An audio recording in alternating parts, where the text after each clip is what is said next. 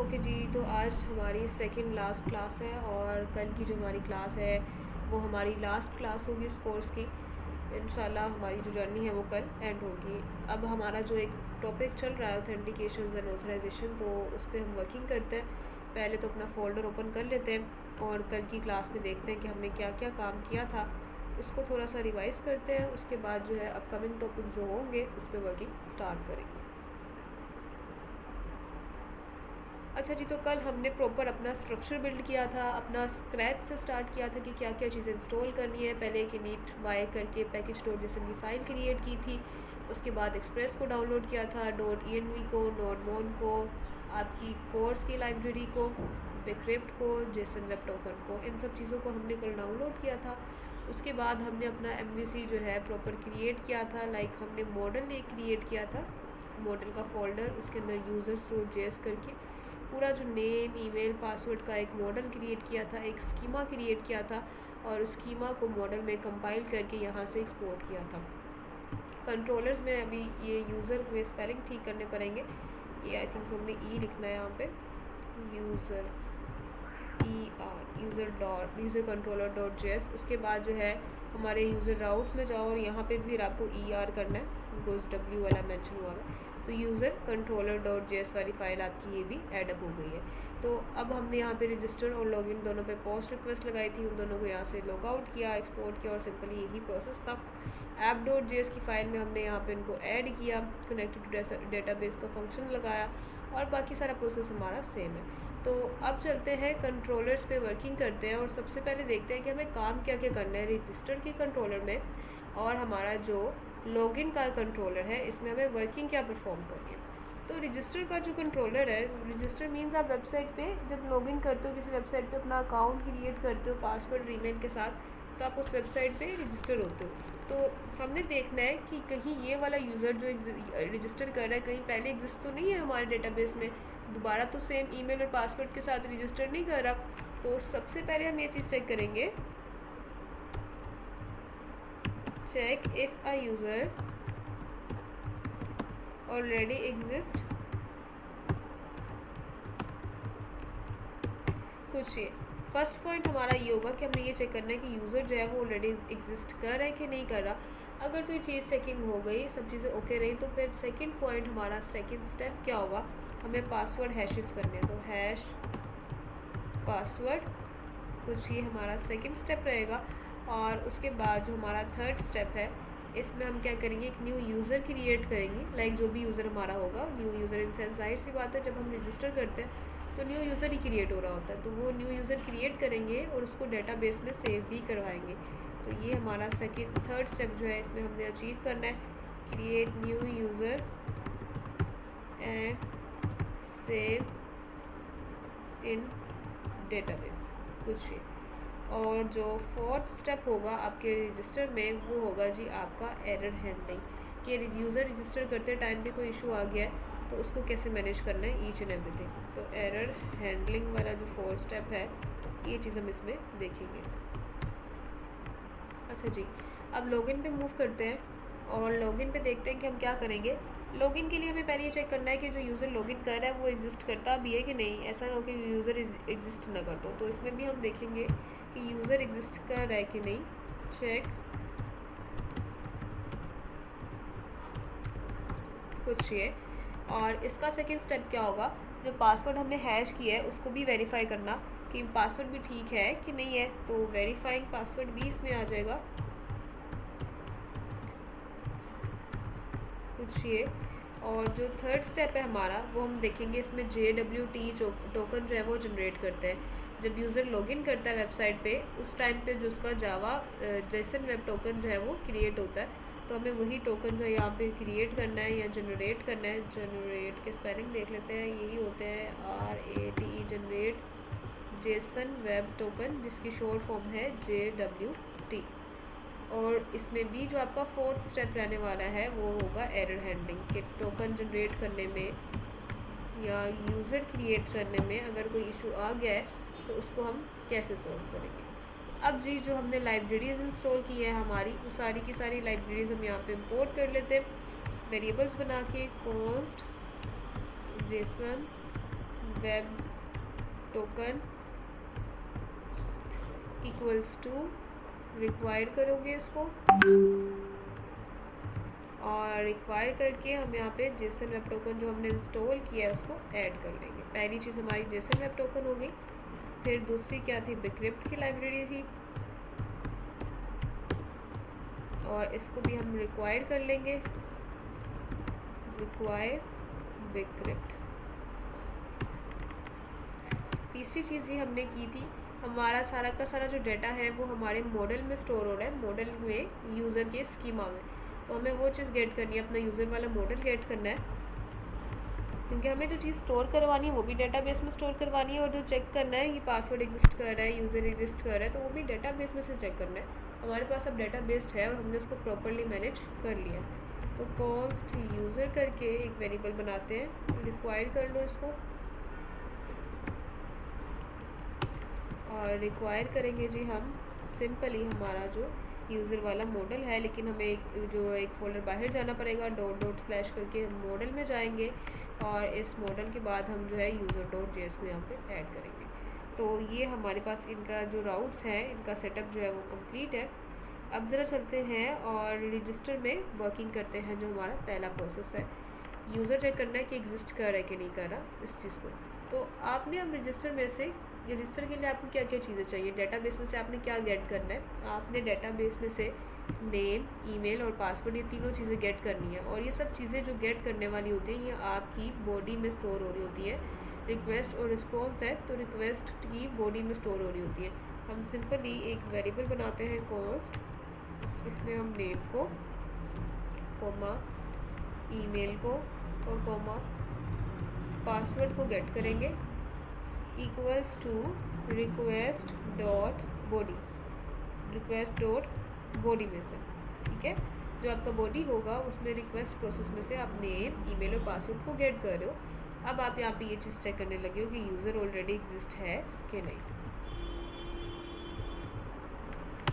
तो इसके लिए हम क्या करते हैं, एक वेरिएबल बना लेते हैं कॉन्स्ट एग्जिस्टिंग यूज़र के नाम से। ओके, इसमें स्पेस नहीं देंगे वेरिएबल नेम में, और मैं इसको यू कैपिटल करूँ ताकि ये ठीक लगे। एग्जिस्टिंग यूज़र इक्वल्स टू, आपने किस में से देखना है, डेटाबेस में से देखना है, और डेटाबेस किस में पड़ी है, यूज़र के मॉडल में से।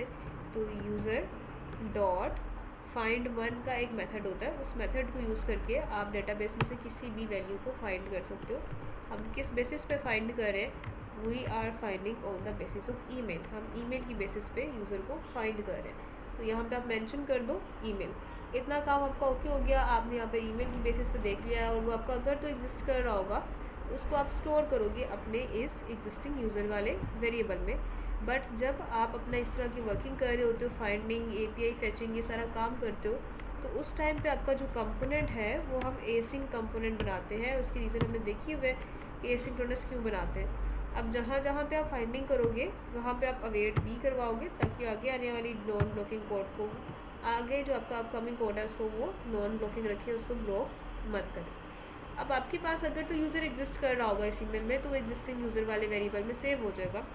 इसको मज़ीद कैसे चेक करेंगे, हम यहाँ पे जाएंगे और कंडीशन लगाएंगे इफ़, अगर तो एग्जिस्टिंग यूज़र जो है, इफ़ एग्जिस्टिंग यूज़र अगर आपके पास एग्जिस्ट करता है, यूज़र एग्जिस्ट कर रहा है, तो फिर आप क्या करोगे, रिटर्न करोगे कुछ रिस्पॉन्सेस को। हम यहाँ पे रिटर्न करेंगे, RETURN रिटर्न करेंगे, और क्या है जी, res.status जो होगा हमारा इस टाइम पे, दैट विल बी 400, बिकॉज हमने कल देखा था कि अगर 400 को हो तो आपका क्लाइंट साइड जो है वो उस इशू को वो क्लाइंट साइड इशू सॉल्व कर वो शो करता है। तो अब यहाँ पे जाहिर सी बात है, अगर यूज़र एग्जिस्ट कर रहा है और दोबारा वो उसी ईमेल और पासवर्ड के साथ, या उसी ईमेल के साथ दोबारा, क्योंकि हमने ईमेल को चेक किया है ना, उसी ईमेल के साथ दोबारा से लॉगिन कर रहा है, न्यू एक अपना अकाउंट क्रिएट कर रहा है, तो वो फिर कहेगा कि ये आपका फ्रंट एंड का क्लाइंट साइड का एरर है, क्योंकि क्लाइंट ये चीज़ कर रहा है, हम ये शो नहीं कर रहे। तो यहाँ पे इसलिए res.status में 400 का स्टेटस कोड शो करेंगे, और जेसन फॉर्मेट में उसको एक मैसेज भी प्रिंट करवा देंगे। मैसेज क्या होगा जी हमारे पास, हम वो कह देंगे कि this email is already existed, या that user is already existed, user already exist कर लेते हैं, एग्जिस्ट कुछ ये। तो सिंपल इतना सा प्रोसेस रहेगा हमारा कि अगर वो एग्जिस्ट कर रहा होगा तो हम उसको शो कर देंगे ये मैसेज कि आपका जो अकाउंट है वो ऑलरेडी एग्जिस्ट है। अब आप क्या करने लगे हो, सेकेंड स्टेप क्या है, हैश करने लगे पासवर्ड। यहाँ तक देख लें, इसमें कोई मसला है तो ठीक है, हमको उसको डिस्कस करते हैं, अदरवाइज आगे कंटिन्यू करते हैं।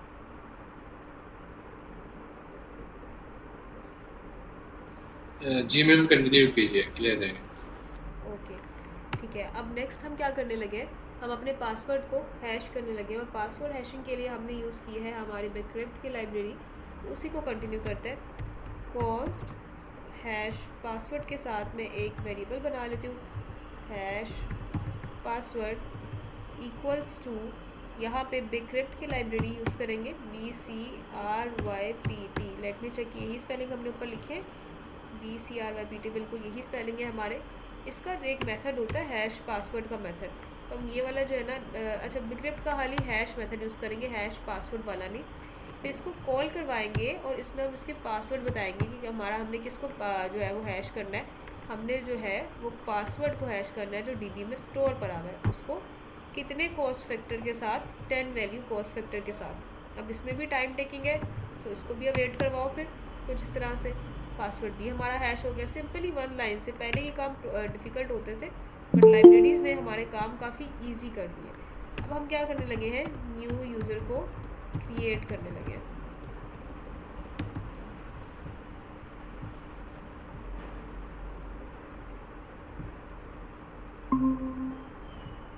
ओके तो न्यू यूज़र क्रिएट करने लगे, और न्यू यूज़र किस तरह से क्रिएट करेंगे उसको चल के देख लेते हैं। सबसे पहले तो हम एक इसका इंस्टेंस क्रिएट करेंगे कुछ इस तरह से, like const new user equals to, अब आपका यूज़र जो है DB में स्टोर होगा तो हम क्या करेंगे, नेम और हमारा सेम एज इट इज़ रहने वाला है, जो पहले वाला पड़ा हुआ है यूज़र का, जो यूज़र एंटर करेगा, ईमेल भी सेम रहने वाली है जैसे आपको यूज़र एंटर करेगा, लेकिन पासवर्ड को हम अपडेट कर देंगे हमारे इस हैश पासवर्ड वाले वेरिएबल के साथ। तो मीन्स DB में जो आपका पासवर्ड सेव होगा यूज़र का, वो कुछ इस हैश फॉर्म की टेक्निक के बाद हैश्ड हो जाएगा। तो सिंपली आपका न्यू यूज़र जो है उस तरह से क्रिएट हो जाएगा। अब क्या है जी, लास्ट स्टेप हमारा है ट्राई और कैच ब्लॉक को यूज़ करते हुए, जो हमारे प्रोमिसेस हैं उनको यूज़ करते हुए हम यहाँ पे प्रॉपर जो अपनी एरर हैंडलिंग देखेंगे। पहले तो एरर देख लेते हैं कि यूज़र जो है हमारे पास सेव करते हैं, ये चलो पहले हम ये कर लेते हैं कि हम इसको प्रॉपर सेव कर लेते हैं, जो हमारा यूज़र है इसको डेटाबेस में सेव कर लेते हैं, न्यू यूज़र जो है। तो इसमें भी टाइम लगेगा, तो अब वेट करो इसको, और न्यू यूज़र वाला जो आपका वेरिएबल है, न्यू यूज़र डॉट सेव का मेथड होता है, उसको यूज़ करो।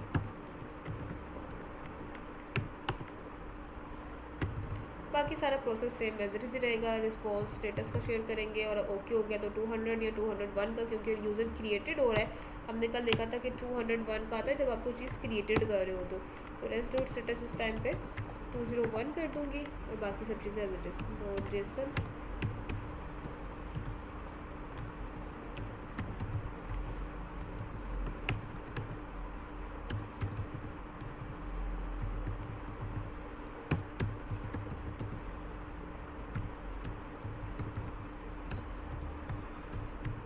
कुछ शेप सिंपल। अगर यूज़र क्रिएट हो गया है उसको DB में स्टोर करवाएंगे और स्टेटस कोड शो करवा के ये मैसेज शो करवाएंगे।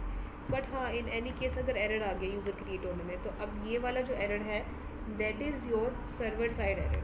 तो सर्वर साइड एरर हमने कल देखे थे, वो 500 के स्टेटस कोड होते हैं।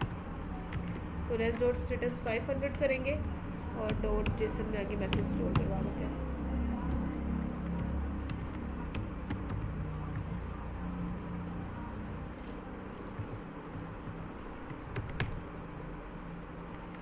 क्या एरर मैसेज हो सकता है, इसमें क्या लिखे है, एरर आ गया यूज़र को रजिस्टर करने में, तो ये लिख लेते हैं एरर रजिस्टरिंग यूज़र कुछ ही। तो सिंपल लीजिए, आपकी रजिस्टर की जो वर्किंग है उसमें आपने सिंपल यही सारा काम करना था कि आपने देखना था कि पहले सब चीज़ें गेट करनी है, उसके बाद आपने उसको स्टोर करवाना है, और उसके बाद आपने देखना है कि एग्जिस्ट कर रहा है यूज़र के नहीं कर रहा। अगर तो एग्जिस्ट कर रहा है तो किस तरह से पासवर्ड हैशेस करने हैं, और ट्राई और catch block, new user create करना है और ट्राई और कैच ब्लॉक को यूज़ करते हुए ईजिली आपने एरर हैंडलिंग करनी है। So let's move to the login system, login में चलते हैं और देखते हैं कि इसकी वर्किंग हम कैसे कर सकते हैं। हम लॉगिन में से, लॉगिन के लिए आपको नेम नहीं चाहिए, you only want email and password from your request body, तो सिंपली वही गेट कर लेते हैं।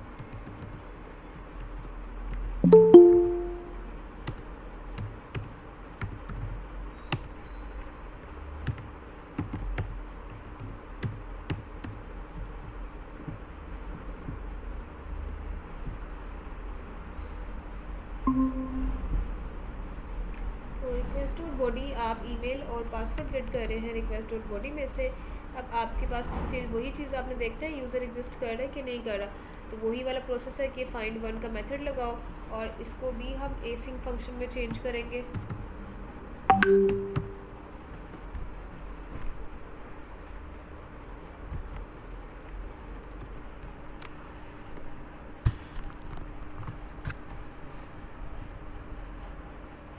ओके ठीक है, इसका रिस्पॉन्स जो है वो आपको शेयर कर दूँगी मैं अभी मैं क्लास में।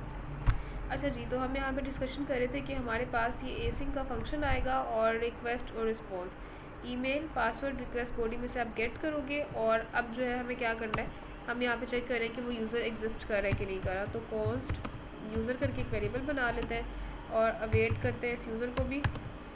यूज़र डॉट यूज़र वाला वो जो आपका मॉडल है उसमें से गेट करें। फाइंड वन का मेथड यूज़ करेंगे जो ऊपर हमने किया है, find one on which basis, on the basis of email, email की बेसिस पे फाइंड करते हैं इसको। और अब क्या करेंगे, कंडीशन लगाएंगे कि अब मैं देख रही हूँ कि यूज़र एग्जिस्ट नहीं कर रहा, तो फिर क्या चाहिए, this user does not exist, क्योंकि अगर यूज़र एग्जिस्ट नहीं कर रहा होगा तो कैसे वो उस चीज़ से लॉगिन कर सकता है। तो फिर हम सिंपली इसको इसी तरह से करेंगे, this user does not exist. तो यहाँ पे हम लगाएंगे इफ़ का एक कंडीशन, अगर तो यूज़र हमारा एग्जिस्ट नहीं कर रहा तो फिर हमें क्या शो करना है, हम रिटर्न करेंगे हमारा RETURN, रिटर्न करेंगे res डॉट स्टेटस। और स्टेटस सर आपका क्या होगा, फिर अब यही मसला भी आपका क्लाइंट साइड से है, तो वो एरर आपके 400 के होंगे।